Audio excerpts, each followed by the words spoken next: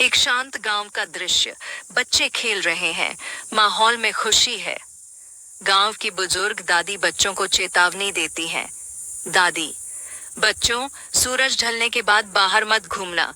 पुराने कुएं के पास एक चुड़ैल घूमती है जो बच्चों को चुरा लेती है। रात का समय। एक रहस्यमयी महिला सफेद साड़ी में बिखरे बालों के साथ गांव में घूम रही है।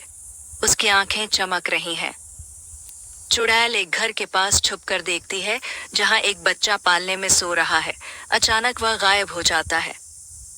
गांव के लोग परेशान हैं। बच्चों के गायब होने की घटनाएं बढ़ रही हैं। कुछ साहसी बच्चे मिलकर योजना बनाते हैं। एक बच्चा, हमें उसे पकड़ना होगा। ये किस्सा हमेशा के लिए खत्म करना होगा। बच्चे रात को पुराने कुएं के पास छुप जाते हैं। अचानक ठंडी हवा चलती है और चुड़ैल प्रकट होती है। बच्चे देखते हैं कि चुड़ैल एक पुराने मंत्र से कुछ करने की कोशिश कर रही है। जमीन पर एक गोल घेरा बना है और उसमें बच्चे कैद हैं। बच्चे मिलकर जोर से भगवान का नाम लेते हैं और एक आईना चुड़ैल के सामने कर देते हैं। चुड़ैल अपने भयानक चेहरे को देखकर चीखती है और धुएं में बदल जाती है। सभी गायब बच्चे वापस आ जाते हैं। गांव में फिर से खुशियां लौट आती हैं। बुराई चाहे कितनी भी ताकतवर हो, एकता और हिम्मत से उसे हराया जा सकता है। गांव के बुजुर्ग एक पुराने ग्रंथ को खोलते हैं। पंडित जी, यह कोई साधारण आत्मा नहीं थी। यह चंद्रकला नाम की एक औरत थी जो 100 साल पहले गांव से निकाली गई थी। उसकी आत्मा अब भी अधूरी है। उसे 7 बच्चों की आत्मा चाहिए थी एक खतरनाक तांत्रिक अनुष्ठान पूरा करने के लिए। एक पुरानी हवेली का भुतहा दृश्य। दीवारों पर दरारें, जाले और एक टूटा हुआ झूमर। आवाज, मेरा अनुष्ठान अभी अधूरा है। चुड़ैल की गूंजती आवाज। रात को बच्चे फिर से सपना देखते हैं। चुड़ैल अब भी उन्हें बुला रही है। गांव में अचानक अजीब घटनाएं शुरू हो जाती हैं। पशु गायब हो जाते हैं, कुएं का पानी लाल हो जाता है और पेड़ सूखने लगते हैं। बच्चे और गांव वाले मिलकर तय करते हैं कि इस बार हमेशा के लिए चुड़ैल को खत्म करना होगा। वे एक रक्षा चक्र बनाते हैं पीली मिट्टी, हल्दी और चंदन से। सब लोग एक पुरानी पहाड़ी गुफा में जाते हैं जहां चुड़ैल का असली वास है। गुफा के अंदर एक बड़ा पत्थर है जिस पर चंद्रकला का नाम खुदा हुआ है। वहां चारों ओर अजीब सी धुंध फैली हुई है। चुड़ैल प्रकट होती है, अब और भी शक्तिशाली रूप में। लाल आंखें, लंबे नाखून और चारों ओर आग की लपटें। बच्चे बहादुरी से मंत्र पढ़ते हैं और अपने हाथ में लिए दीप जलाते हैं। एक दिव्य रोशनी गुफा को भर देती है। चुड़ैल की चीख गूंजती है। धीरे धीरे वह राख में बदल जाती है। गांव में फिर से हरियाली लौटती है। बच्चे हंसते खेलते हैं। लोग मंदिर में जाकर धन्यवाद करते हैं। दादी मुस्कुराते हुए, याद रखना बच्चों, डर से भागो नहीं, उसका सामना करो सच और एकता से। 21वां दृश्य। सब कुछ सामान्य दिख रहा है, लेकिन गांव के पास के जंगल में एक अजीब चमक दिखाई देती है। आवाज गूंजती है, मेरा काम अभी खत्म नहीं हुआ। गांव के बच्चों में से सबसे छोटा बच्चा चीकू अजीब सपने देखने लगता है। सपनों में एक जली हुई औरत उसे बुला रही है।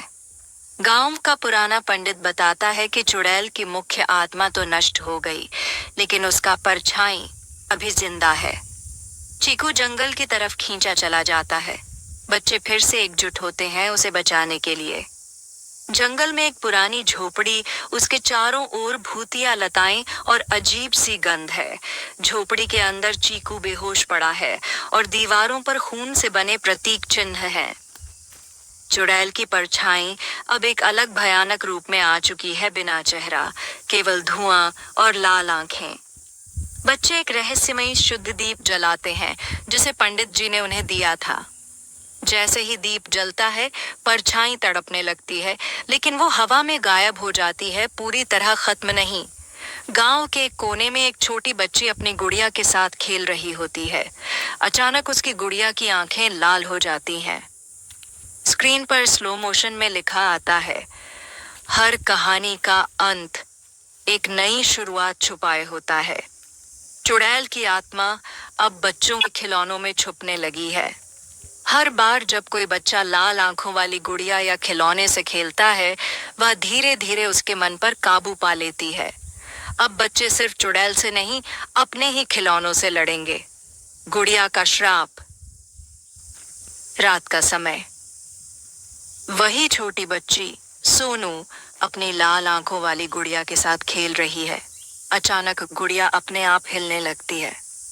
सोनू डरी हुई आवाज में, मम्मी, मेरी गुड़िया मुझसे बातें कर रही है। बत्तियां टिमटिमाने लगती हैं। एक भयानक हंसी पूरे कमरे में गूंजती है। सोनू के माता उसे मंदिर ले जाते हैं। पंडित जी सोनू को देखते ही चौंक जाते हैं।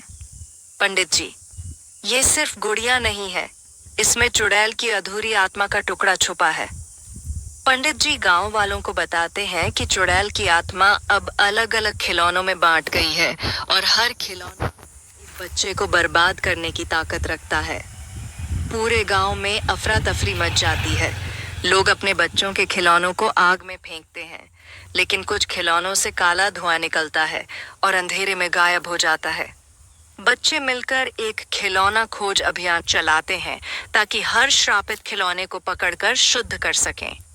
लेकिन श्रापित खिलौने अब खुद चलने लगे हैं। कहीं टेडी बियर दौड़ रहा है, कहीं रोबोट खिलौना आग उगल रहा है। बच्चे एक गुप्त जगह पुराने स्कूल की तहखाना में एक विशेष पवित्र वृत्त बनाते हैं, जहां सारे श्रापित खिलौनों को एक साथ लाया जाएगा। एक भयानक लड़ाई, खिलौने हवा में उड़ रहे हैं, बच्चों के हाथ में जलती हुई मशालें हैं, मंत्रोच्चार हो रहा है। आखिरकार सारे श्रापित खिलौनों को घेरे के अंदर बंद कर दिया जाता है। चंद्रकला की अधूरी आत्मा फटी आवाज में चिल्लाती है। चंद्रकला की आत्मा कड़वी हंसी के साथ, तुम मुझे रोक नहीं सकते। मेरा असली उत्तराधिकारी तो पहले ही जन्म ले चुका है। आत्मा धुएं में विलीन हो जाती है, लेकिन बच्चों के चेहरे पर चिंता है। अब खतरा खिलौनों से खत्म हुआ है, लेकिन चुड़ैल ने अपने अगले वारिस का बीज बो दिया है गांव के ही किसी बच्चे के अंदर। अब बच्चों को उस छुपे हुए उत्तराधिकारी को पहचानना और रोकना होगा, वरना एक नई तबाही शुरू होगी। चुड़ैल के उत्तराधिकारी। गांव में कुछ समय के लिए शांति लौट आती है। बच्चे खेलते हैं, लेकिन कई बार कुछ अजीब घटनाएं होती हैं। किसी बच्चे की आंखें पल भर को लाल चमकती हैं। कोई बच्चा अचानक अजीब मंत्र बड़बड़ाता है। पंडित जी गांव के बच्चों की जांच करने का सुझाव देते हैं। पंडित जी, जिस बच्चे के भीतर चुड़ैल का अंश होगा, उसकी छाया रात में अलग दिखेगी। रात का समय। गांव के बीचों बीच सब बच्चे जमा होते हैं। एक बड़ा दीपक जलाया जाता है। दीपक की रोशनी में बच्चों की परछाइयां दीवार पर पड़ती हैं। सभी बच्चों की परछाई सामान्य है, सिवाय एक के रोहन की छाया में सींग और पंजे दिखाई देते हैं।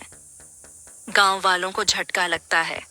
रोहन, जो सबसे प्यारा और शरीफ बच्चा था, वही चुड़ैल का उत्तराधिकारी बन गया है। रोहन अचानक दहाड़ता है। उसकी आंखें लाल हो जाती हैं। उसका शरीर हवा में तैरने लगता है। रोहन भूतिया आवाज में, तुम सबने मुझे ठुकराया था, अब मैं अपना अधूरा काम पूरा करूंगा। गांव के लोग डर कर भागते हैं। बच्चे एक बार फिर एकजुट होते हैं, लेकिन इस बार लड़ाई बहुत कठिन है, क्योंकि रोहन उनका दोस्त। पंडित जी एक आखिरी उपाय बताते हैं। अगर हम रोहन के भीतर की अच्छाई को जगा सके, तो हम चुड़ैल के प्रभाव को तोड़ सकते हैं। बच्चे रोहन के साथ उसकी यादों को दोहराते हैं, उसके जन्मदिन की तस्वीरें, उसके साथ खेले गए खेल, उसकी माँ की कहानियां, सब कुछ। रोहन की आंखों में आंसू आते हैं। उसका असली रूप धीरे धीरे वापस आता है, लेकिन तभी चुड़ैल की आत्मा अंतिम बार उस पर कब्जा कर लेती है। अचानक चीकू, जो सबसे छोटा बच्चा था, दौड़कर रोहन को गले लगा लेता है। चीकू रोते हुए, तुम बुरे नहीं हो रोहन भैया, तुम हमारे साथ हो। बड़ी चमकदार रोशनी फूटती है। चुड़ैल की चीख गूंजती है, नहीं नहीं। चुड़ैल की आत्मा हमेशा के लिए नष्ट हो जाती है। रोहन बेहोश होकर गिर पड़ता है। सुबह का समय। गांव में फिर से उजाला है। बच्चे मैदान में खेल रहे हैं। पंडित जी मुस्कुराते हुए कहते हैं, सच्चा प्यार और दोस्ती सबसे बड़ी ताकत होती है। स्क्रीन पर टेक्स्ट आता है, कभी कभी सबसे बड़ी लड़ाई अपने ही अपनों को बचाने की होती है। परछाई में एक और मोड़। जब बच्चे खेल रहे होते हैं, दूर जंगल में एक पुराना पेड़ अचानक हिलता है और किसी की भूतिया आंखें चमकती हैं। लिखा आता है, कहानी अभी खत्म नहीं हुई।